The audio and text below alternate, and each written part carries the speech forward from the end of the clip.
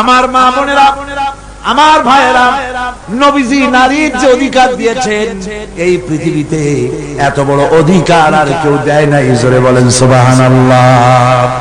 আমার ভাইয়েরা শুনুন, কোন মানুষের যদি 3টা মেয়ে হয়, রাসূলুল্লাহ বলেছেন 3 মেয়ের পিতা যদি কেউ হয়, তাহলে ওই 3টা মেয়েকে যদি যত্ন করে, ভালোবাসে, মহব্বত করে, দ্বীন শিখায়, আদব শিখায়, আর তাদেরকে যদি সৎপাত্রস্থ করতে পারে, কিয়ামতের দিন আমি মুহাম্মদ সাল্লাল্লাহু আলাইহি ওয়াসাল্লাম আর ওই 3 কন্যার পিতা বেহেশতে এক জায়গায় থাকবো। ছেলের ব্যাপারে কিন্তু কথা বলা হয় না, কথা বলা হয়েছে কাদের ব্যাপারে? মেয়েদের ব্যাপারে। মা বোনেরা, আমি বিশ্বাস করি আপনারা যদি জানতেন, পৃথিবীর মুসলিম মহিলারা যদি জানতেন ইসলাম তাকে কি অধিকার দিয়েছে, তাহলে সব রকমের নারী পক্ষ, নারী অধিকার আন্দোলন, এই হাবিজাবি আন্দোলনের বুকে লাথি মেরে সব লোক রাস্তায় নেমে মিছিল করতে গভর্নমেন্টের বিরুদ্ধে, যে কোরআন আমাদের যে অধিকার দিয়েছে, রাসূল যে অধিকার দিয়েছে, সেই অধিকার ফিরিয়ে দাও।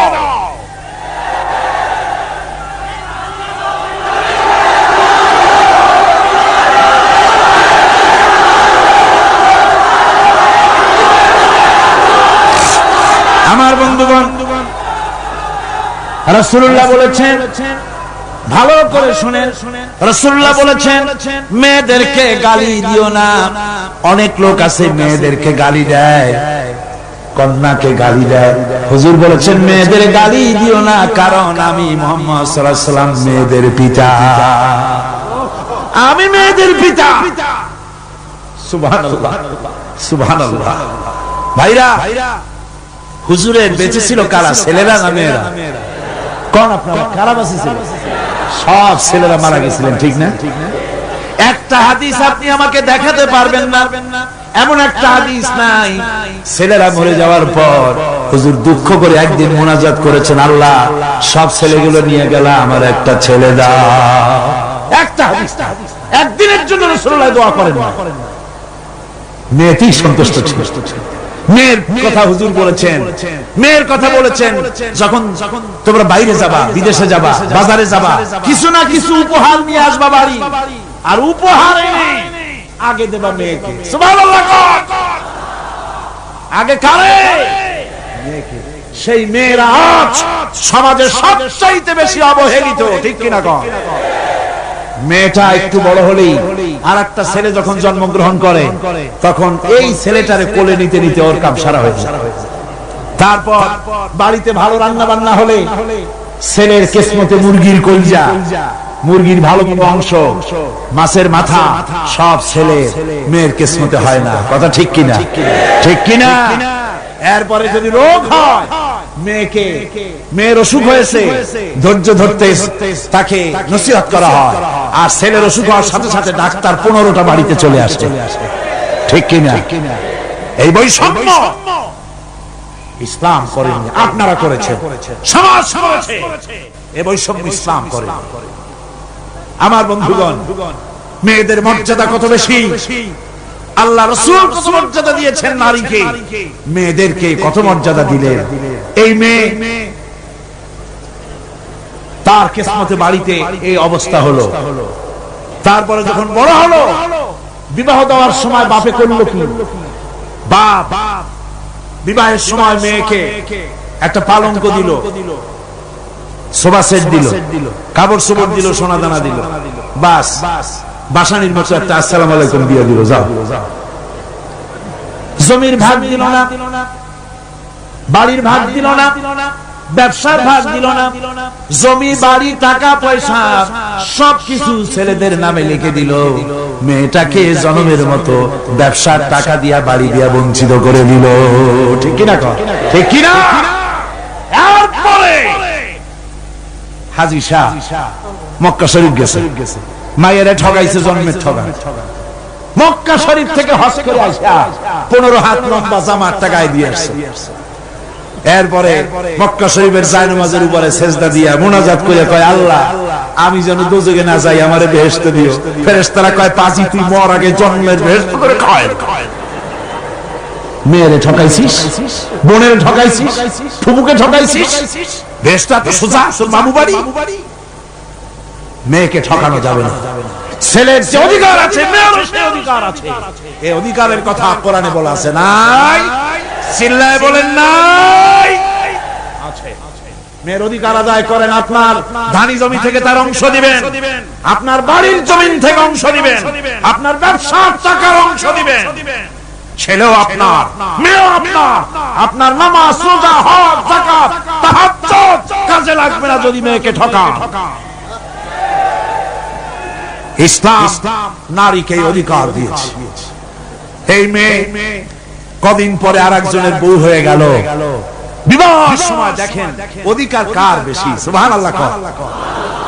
আমি বলি সারা পৃথিবী সমস্ত মানুষ যদি তাদের কলিজাটা ছিঁড়া রাসূলুল্লাহর পায়ের উপরে দিয়ে দিত, রাসূলুল্লাহ ঋণ শোধ হতো না। এই পৃথিবীর মানুষের অধিকার তিনি দিচ্ছেন। নারীর কোন সম্মান নাই। যেই যুগে মেয়ে শোনা মাত্র গলাটা টিপে বেরিয়ে ফেলাই। আল্লাহ কোরআন শরীফে বলছেন বিআইয়ি যামবিন কুতিলাত, কোন অপরাধে মেয়েগুলির মেরে ফেলতেছ? অপরাধটা করছি, এই মেয়ে মেরে ফেলতেছে। ওই যে হাদিস শরীফে একটা লোক গিয়ে কাঁদতেছিল মুসলমান হওয়ার পর। হুজুর কয় কান্দো কেন? কই যে আমার গুনাহ কি মাফ হইছে? হুজুর বলেন হ্যাঁ মাফ হয়ে গেছে। কলেমা পড়ছো মাফ হয়ে গেছে। কয় যে হুজুর আমি তো মারাত্মক গুনাহ করছি। বলে কি? বলে আমার একটা মেয়ে, সেই মেয়েটাকে নিয়ে আমি, ঘটনা লম্বা, আমি সংক্ষেপে বলতেছি, মেয়েটাকে ফাঁকি দিয়া তারে আমি মারবো, বুঝতে দেই নাই আমার বউরে। বললাম চলো বেড়াইতে যাই। মেয়েটা আমার সাথে সাজাই দিয়েছে, তার মা বেড়াতে নিয়ে যাবো এই কথা মনে করে। মেয়েটা কদ্দূর যায়, আবার আব্বা আব্বা বলে আমার দিকে ফিরে আসে, আবার পিছনে থাকে, আবার আব্বা আব্বা বলে জড়াই ধরে। এইভাবে করতে করতে যখন নির্জন এলাকায় গেলাম, আমি পাহাড়ের পাশে গর্ত খোঁড়া আরম্ভ করলাম। গর্ত খুঁজি আর মাটি ছিটে এসে আমার দাড়িতে লাগে। বাচ্চা মেয়েটা আমার কাছে এসে দাড়ি দিয়ে ধুল ঝাড়ায় দেয়। আব্বা তোমার দাড়িতে ধুল লাগতেছে, তুমি এই কষ্ট করতেছো কেন?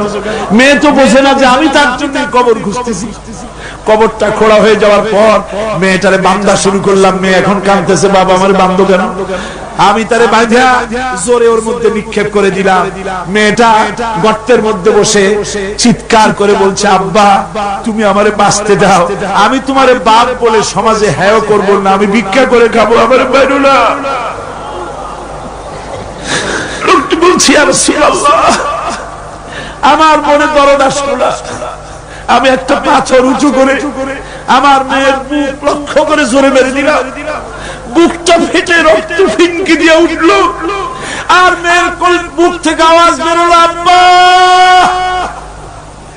আমার কানে যেন এখনো সেই আওয়াজ বাজে। হাদিস শরীফে এসেছে হুজুরের চোখের পানি দাড়ি ভিজে ভিজে জামার উপরে পড়তেছিল। হুজুর বললেন, আহারে মানুষও পারে এরকম কাম করতে।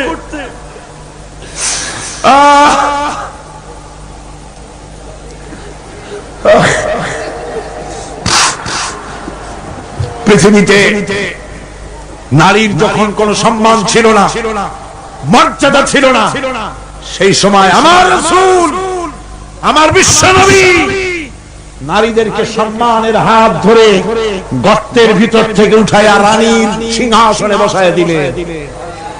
সুবহানাল্লাহ, মায়ের মর্যাদা দিয়ে দিলে। সুবহানাল্লাহ, নারীরা আমাদের মায়ের জাত। নারীরা আমার কি এর জাত?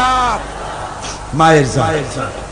আমার মা বোনেরা, তোমাদের সম্মান কত তোমরা জানো না। আমরা পুরুষ, আমাদের পায়ের তলে জুতা, আর তোমরা আমাদের মায়ের জাত। তোমরা নারী, তোমাদের পায়ের তলে আল্লাহর জান্নাত, আল্লাহর ব্যস্ততা তোমাদের পায়ের তলে। এই সম্মান আল্লাহ তোমাদের দিয়েছে, নবী দিয়েছেন। সুবহানাল্লাহ। ভাইরা আমার, অধিকার ইসলাম দিয়েছে। বিবাহ যখন হয়, এই বিবাহের সময় এজেন্ট আনতে হয়। আর বিবাহ হচ্ছে বিবাহ বৈঠক। এজেন্ট আনার জন্য ওই যে কি জানি কয় ম্যারেজ রেজিস্ট্রার বা মৌলভী সাহেব, কার অনুমতি আগে নেয়? বলেন কারণ। তাহলে অধিকার ইসলাম পুরুষে দিল না মেয়ে লোকে দিল?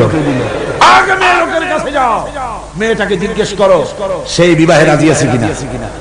সুবহানাল্লাহ পড়ে এই বিবাহে রাজি আছে কিনা জিজ্ঞেস করো, তার অধিকারী বেশি।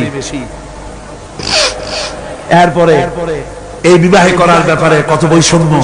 আজ বিবাহ করতে গেলে যৌতুকের প্রথা এসেছে। রাসূলুল্লাহ যৌতুক দিয়েছিলেন, ওটা যৌতুক না, ওটা উপহার, ওটা হাদিয়া। রাসূলুল্লাহ তোহফা দিয়েছিলেন হুজুরের জামাই। সুবহানাল্লাহ, কি জামাই! এক জামাই তো জিন্নুর আইন, যাকে ফেরেশতারা পর্যন্ত লজ্জা করত যারে দেখে, হযরত উসমান রাদিয়াল্লাহু তাআলা আনহু। আরেকজন হযরত আলী কাররামাল্লাহু ওয়াজহাহু। হযরত আলী যার সম্পর্কে রাসূল পাক সাল্লাল্লাহু আলাইহি ওয়াসাল্লাম যাকে কত সম্মান দিয়েছেন, কত মর্যাদা দিয়েছেন, এই হলো হযরত আলী হুজুরের জামাই। আনা মদিনাতুল ইলম ওয়া আলিউম বাবুহা, আমি হলাম জ্ঞানের রাজ্য আর আলী হলো সেই রাজ্যে প্রবেশের দরজা। সুবহানাল্লাহ। ভাইরা, এই হলো জামাই। আর মেয়ে খাতুনে জান্নাত, বিনতে রাসূল, বেহেশতের সমস্ত রমণীদের সরদারিনী মা ফাতিমাতুজ জাহরা রাদিয়াল্লাহু তাআলা আনহা। কি উপহার দিলেন বিয়েতে রাসূল! এই মেয়ে আর এই জামাই। উপহার হলো খেজুরের ছোবড়ার একটা তোষক, পানি উঠাবার জন্য একটা মশক, আর আটা পেশা একটা জাতা। এই হলো নবীর মেয়ে আর জামাইয়ের জন্য উপহার। আজ সমাজের ভেতরে যৌতুক সৃষ্টি হয়েছে। এই যৌতুক নিতেছে মুসলমানেরা। কন্যা পক্ষের কাছ থেকে দাবি করে যৌতুক আদায় করা হচ্ছে, ঠিক কিনা কর? যৌতুক দিতে হবে, যৌতুক দিতে হবে। কি দিবা? পাজেরো জিপ লেটেস্ট মডেল, 10 লক্ষ টাকার ক্যাশ, গুলশানে অফিস, মঙ্গল গ্রহে বাড়ি। মানে মেয়ে জন্ম দিয়া বাপ এমন বিপদে পড়েছে যেন তওবা করা দরকার, আল্লাহ আমারে মাইয়া দিও না। ঠিক কিনা কর? সমাজের অভিশাপ, হারাম। আপনি মেয়ে বিয়ে দেওয়ার সময়, ছেলে বিয়ে দেওয়ার সময় কন্যা পক্ষের কাছ থেকে ডিমান্ড করতে পারবেন না। যদি কন্যা পক্ষ ইচ্ছে করে কিছু দেয়, দেওয়া সুন্নত, নেওয়া সুন্নত, কিন্তু দাবি করতে পারবেন না। দাবি করে যদি নেন, শুকরের মাংস খাওয়া কি বলেন নাকি? কুত্তার পায়খানা খাওয়া কি? আর যারা জবাব দিলেন না তাদের জন্য কি মোবা? কুত্তার পায়খানা খাওয়া কি? সুতরাং মেয়ে বিয়ে, ছেলে বিয়ে দেওয়ার সময় কন্যা পক্ষের কাছ থেকে যৌতুক আদায়ের নামে দাবি করে কোনো কিছু শুয়ারের মাংসের মতো, কুত্তার পায়খানার মতো এসব জিনিস আপনারা কি দাবি করে আদায় করবেন? আমি আজকে দেখতে চাই যে সব পিতারা মাহফিলে এসেছেন, ছেলের বিয়ে আজও দেন নাই, সেই সব পিতারা কোরআনের মাহফিলে হাত তুলে শপথ করেন কুত্তার পায়খানা খাবেন না, শুয়ারের মাংস খাবেন না। হাত উঁচু করেন। ওই ছেলেরা, তুমি বাপ হইছো কবে? হাত নামাও। ছেলেরা না, শুধু পিতারা, ছেলের বাপেরা হাত উঁচু করো, আমি দেখবো। তা হোক, ছেলের বাপেরা হাত উঁচু করো, আমি দেখবো। আলহামদুলিল্লাহ, হাত নামান, কোন আলহামদুলিল্লাহ, আরো জোরে কোন আলহামদুলিল্লাহ। এবার তোমরা যারা হাত উঠাতে গিয়ে বেকুব হইছো, এইবার তোমরা জওয়ানেরা, তরুণেরা, ছাত্ররা, যুবকেরা, তোমরাও তো বিবাহ করবা। যারা বিবাহ করো নাই, বিয়ে করার সময় তোমার এই চিন্তা করা দরকার, টেলিভিশন, গাড়ি, ক্যাশ, সবকিছু চাইতে বেশি মূল্যবান তোমার স্ত্রী। ঠিক কিনা? ঠিক কিনা? সেই স্ত্রী হবে তোমার কাছে বেশি মূল্যবান। দাবি করে কিছু নিতে পারবা না। যদি শ্বশুর একটা ঘড়ি দেয়, চুমা খাইয়া হাতে লাগায় নিয়ে আসবে। যদি এক জোড়া জুতো দেয়, 14 গোষ্ঠীর কপাল মনে করে নিয়ে আসবে। শেরওয়ানি দিল, আলহামদুলিল্লাহ বলে গায়ে দিয়ে নিয়ে আসবা। তোমার তো তৃপ্তি হওয়া উচিত। আমার শ্বশুর আমার শাশুড়ি তার 18 বছর 20 বছর 22 বছরের কলিজার নিংড়ানো স্নেহকে উজাড় করে দিয়ে তার কলিজার টুকরা মেয়েটাকেই তো দিয়ে দিয়েছে আমাকে। এর থেকে টেলিভিশন বেশি, রেডিও বেশি, গাড়ি বেশি, বাড়ি বেশি? বিবাহ করবা মহব্বত করে, নিজের টাকা দিয়া, বাপের টাকা দিয়া, সোনা দিয়া, দানা দিয়া, কসমেটিক্স দিয়ে, সুন্দর সুন্দর শাড়ি দিয়ে সাজাইয়া, রানীর মর্যাদা দিয়ে বাড়িতে এনে সম্মানের সাথে রাখবে। জীবনে খোটা দিবা না। বলি বড় দুঃখে, এই জন্য বলি আমার দেশে একটা যৌতুকের ঘড়ির জন্য, একটা যৌতুকের রেডিওর জন্য, 100 টাকার জন্য আমার দেশে স্বামীরা স্ত্রীকে গলা টিপে হত্যা করেছে। এরা মানুষ না জানোয়ার। সুতরাং যুবকেরা, বীর চট্টলার, বীর মুজাহিদ, তরুণ যুবক, তোমরা যারা বিয়ে করনি, ওয়াদা করো যৌতুক ছাড়াই বিবাহ করবে। কারা হাত উঁচু করে দেখাও।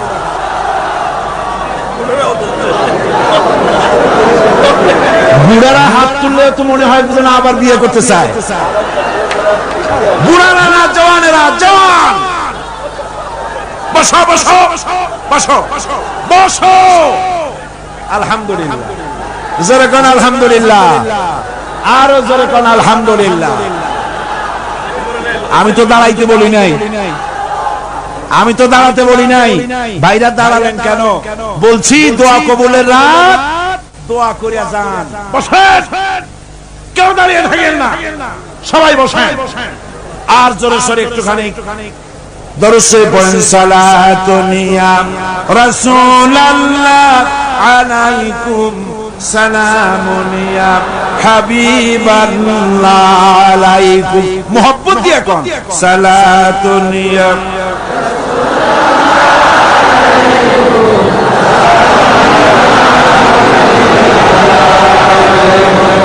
সালাতুন ইয়া রাসূলুল্লাহ,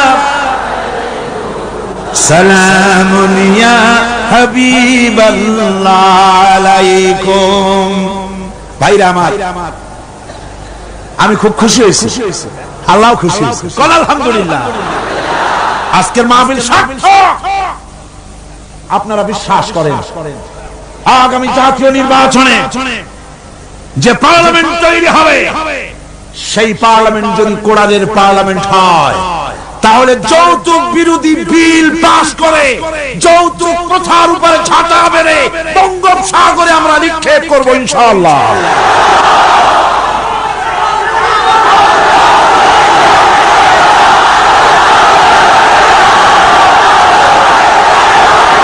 আমার কাছে, আমাদের কাছে অনেক সময়, থামুন, আমাদের কাছে অনেক সময় রিকশাওয়ালা, ঠেলাওয়ালা, কুলি, মজুর এসে দোয়া চায়, হুজুর একটু দোয়া করেন। কি দোয়া? 4-5টা মেয়ে বিয়ে দিতে পারি না। কেন? আমার কাছে ঘড়ি চাই, টেলিভিশন চাই।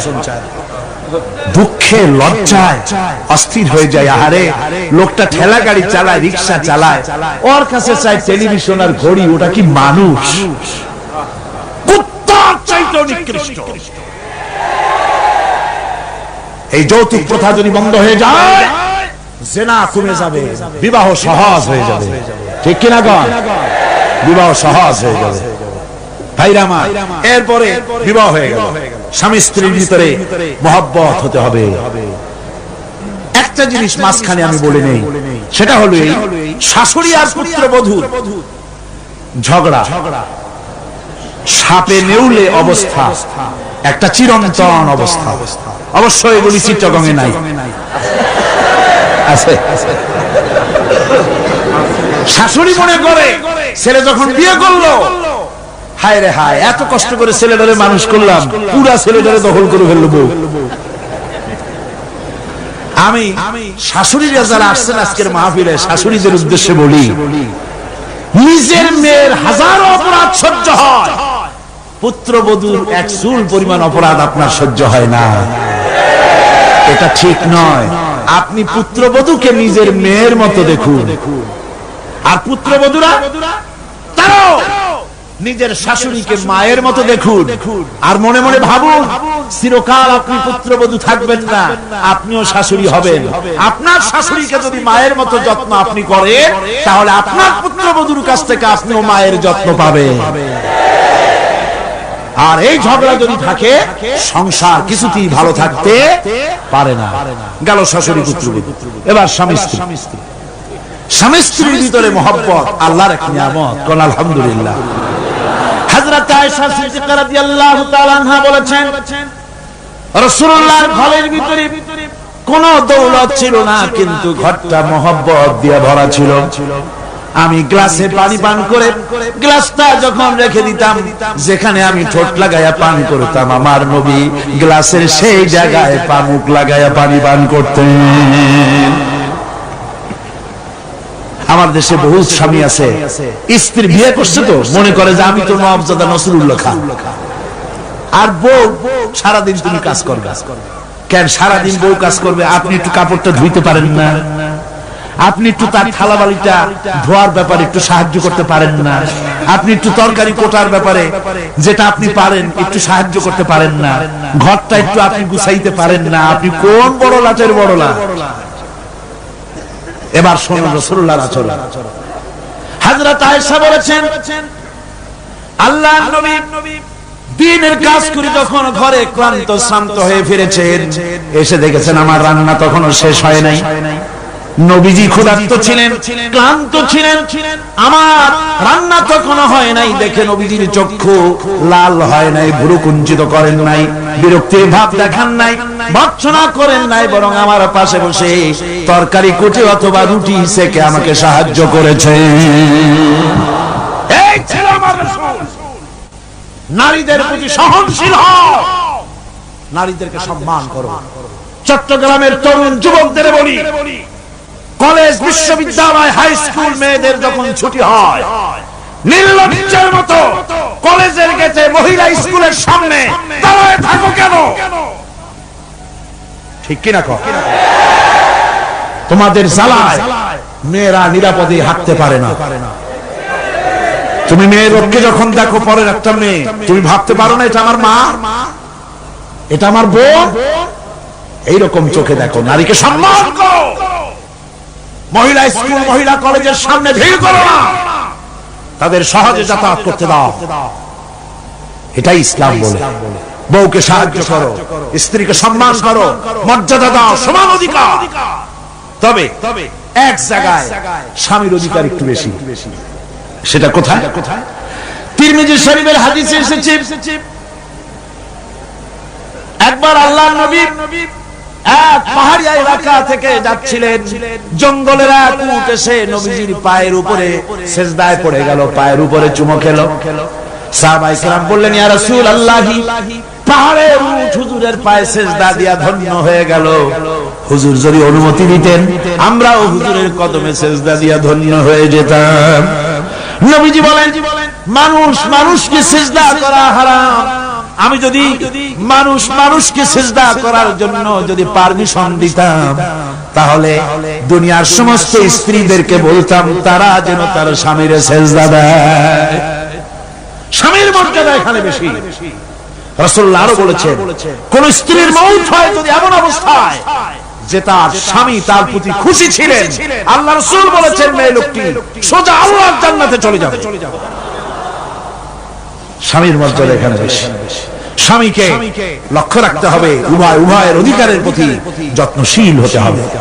এরপরে যখন সে মা হয়ে গেল, আমার বন্ধুগণ, নারী যখন মা হয়ে গেল, মর্যাদা তখন তার এত বেড়ে গেল। রাসূলের কাছে প্রশ্ন হলো, হুজুর খেদমত করব কার? হুজুর বলেন তোমার মায়ের, তারপরে কার? তোমার মায়ের, তারপরে কার? তোমার মায়ের, তারপরে কার? তোমার পিতার। পিতার চাইতে মায়ের মর্যাদা কয় গুণ হলো? 3 গুণ হয়ে গেল। রাসূলুল্লাহ 3 গুণ বাড়ায় দিলেন। সুতরাং আমি বলি আপনাদেরকে, মা আপনার বড় পীর, বাপ আপনার বড় পীর, কোনদিন ভুলে যাবেন না। কথাটা বারবার বলি আমি, যত জায়গায় মাহফিলে যাই। আমি ওলামারা সবাই বলেন, আমিও বলি, সব জায়গায় মানুষকে স্মরণ করায় দেই। আপনার কাছে আপনার মা বাপের চাইতে বড় পীর আর নাই। কারণ পীর সাহেবের দোয়া যতই আপনি ওলিয়ে কামেল বলেন, যতই হুজুর কেবলা বলেন, তার দোয়া কবুল আপনার জন্য হতেও পারে, নাও হতে পারে। 50-50 কথা ঠিক কিনা কোন? কিন্তু রাসূলুল্লাহ গ্যারান্টি দিয়েছেন 3 জনের দোয়া অবশ্যই কবুল হয়ে যাবে। তার ভিতরে একজন হলো মাজলুম, যদি দোয়া করে কবুল হবে। একজন হলো মুসাফির, দোয়া কবুল হবে। আর একজন হলো মা বাপ, যদি দোয়া করে আল্লাহর দরবারে, আল্লাহ রাব্বুল আলামিন অবশ্যই দোয়া মঞ্জুর করে নেবেন। মা বাপের কাছে দোয়া চাও।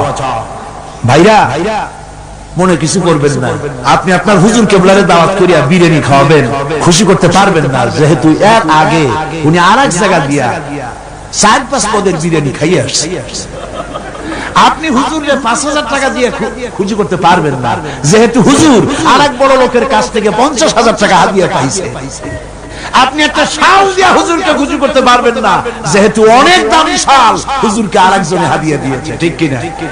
কিন্তু আপনি যদি আপনার মাকে এই বেদানার দিনে বাজারে বাজারে পথে ঘাটে বেদানা পাওয়া যায়, আঙ্গুর পাওয়া যায়, ভালো ভালো ফল পাওয়া যায়, এগুলো কিনে নিয়ে মায়ের কাছে বসে বেদানা খুঁড়ে, মা কথা বলতে পারে না, বুড়ি হয়ে গেছে, মায়ের কাছে বসে মায়ের মুখে যদি তুলে দেন, আল্লাহর আরশ খুশি হয়ে যাবে, দোয়া মঞ্জুর হয়ে যাবে। হযরত বাইজিদ মুস্তামি ওই ঘটনা কে না জানে, রাতের আধারে পানির জন্য চাইলেন, ছেলে পানি পাইল না, ছোট্ট মানুষ পানি আনতে কোথায় চলে গেল, এসে দেখে মা ঘুমানো, পানি নিয়ে দাঁড়ানো। রাত চলে গেছে, ফজরের পর দেখে ছেলে কাঁপে, হাতে পানি। বাবা তুমি কাঁপো কেন? গ্লাস নিয়ে বলল, মা গভীর রাত্রে পানি চেয়েছিলেন, দিতে পারি নাই, বহুদূর থেকে পানি এনে দেখি ঘুমায় গেছো। তা তুমি ঘুমাও নাই কেন? ঘুমাইলাম না মা, আবার যদি পানি চান সময় মতো যদি দিতে না পারি আপনার কষ্ট হবে, সেই জন্য পানি নিয়ে আমি দাঁড়ায় আছি। বাইজিদের মা বাইজিদের হাতের থেকে পানি নিয়ে পান করে, কম্বলটা গায়ে দিয়া বাচ্চারে শোয়ায় দিয়া উযু করে ফজরের নামাজ পড়ে সেজদায় গিয়া মায়ের চোখের থেকে পানি পড়ছে। মা বলে, রব্বুল আলামিন, আমি বাইজিদের মা, আমি যতই গুনাহগার হই না কেন, মায়ের দোয়া বাচ্চার জন্য কবুল হয় বলে তোমার হাবিব বলেছেন। আমার ছোট্ট বাইজি আমার জন্য যা করেছে, আমার কলিজা ঠান্ডা হয়ে গেছে। রব্বুল আলামিন, তুমি আমার বাইজিকে সুলতানুল আরিফিন বানাইয়া দাও। দোয়া মঞ্জুর, সুবহানাল্লাহ। ভাইরা খবরদার ভুল করবেন না, আপনার সবচাইতে বড় পীর আপনার মা বাবা।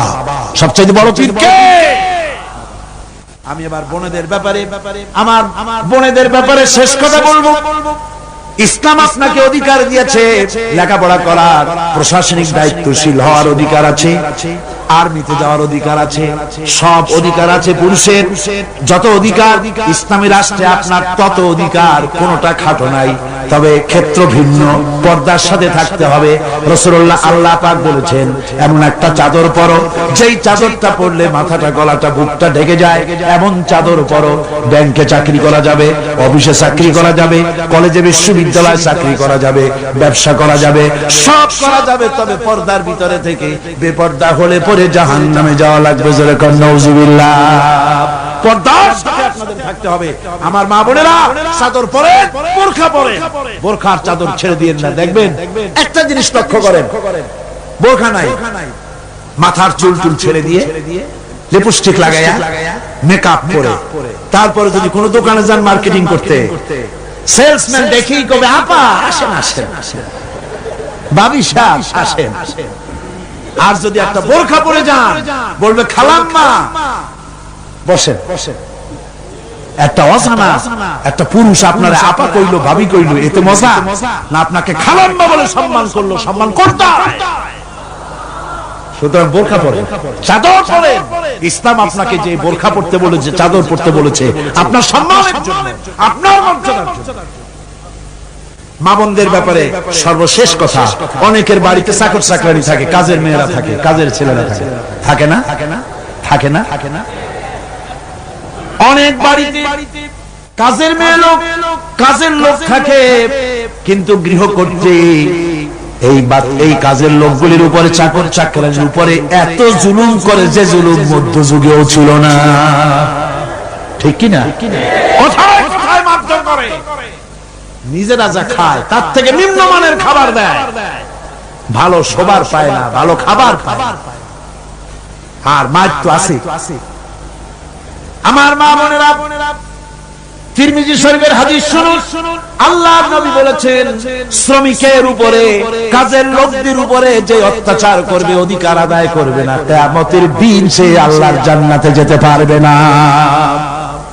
আপনি যতই নামাজ রোজা করেন, আল্লাহর দরবারে জান্নাতে যাওয়া যাবে না, যেহেতু আপনি জুলুম করেছেন কাজের লোকদের প্রতি, শ্রমিকদের প্রতি। শ্রমিকের প্রতি জুলুম করা যাবে না। মা বোনদের কথা শেষ। বন্ধুগণ, এখনই মুনাজাত হবে। মুনাজাতের আগে আসুন আমরা তওবা পড়ি। সবাই পড়েন আউযু বিল্লাহি মিনাশ শাইতানির রাজীম। সব ভাই নামাজের কায়দায় বসেন, নামাজের কায়দায় বসুন, আর কিবলামুখী তো হয়েই আছে। আউযু বিল্লাহি মিনাশ শাইতানির রাজীম। বিসমিল্লাহির রহমানির রহিম। আস্তাগফিরুল্লাহ, আস্তাগফিরুল্লাহ, আস্তাগফিরুল্লাহ রাব্বি মিন কুল্লি যামবি ওয়া আতুবু ইলাইহি লা হাওলা ওয়ালা কুওয়াতা ইল্লা বিল্লাহি আলিয়্যিল আযীম। আয় আল্লাহ তাআলা, আমি আর জীবনে কখনো শরীয়তের ওজর ছাড়া ফরজ নামাজ, ফরজ রোজা ছেড়ে দেব না। সবাই বলেন ইয়া আল্লাহ। এই মুহূর্ত থেকে মদ, জুয়া, মিথ্যা, সুদ, ঘুষ, জিনা, অশ্লীলতা, পাপাচার, মিথ্যা, অহংকার, সব রকমের কাবায়ের থেকে তোমার কাছে তওবা করতেছি। তওবা ইয়া রাব্বি, তওবা ইয়া রাব্বি, তওবা ইয়া আল্লাহ, তওবা ইয়া আল্লাহ, তওবা ইয়া আল্লাহ।